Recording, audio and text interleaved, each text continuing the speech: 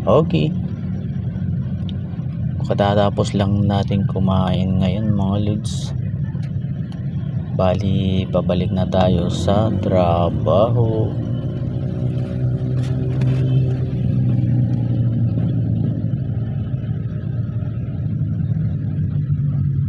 Umuwi lang tayo kumain.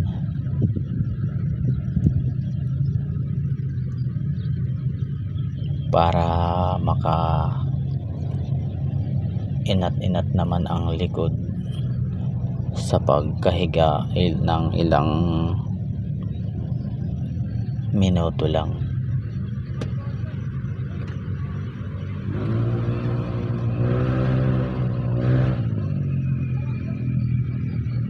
So pag tanghali kasi mga lods, umuwi lang talaga ako.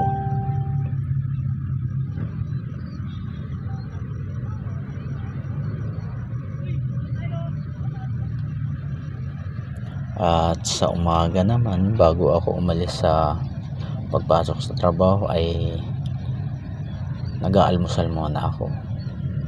Kape or kanin para pagdating sa wala na merienda.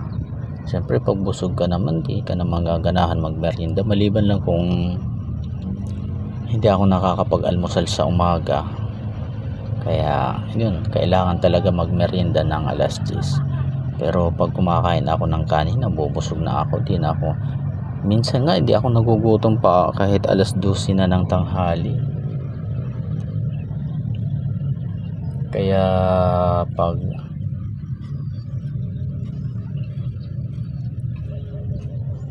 uwi ko, edi kain agad.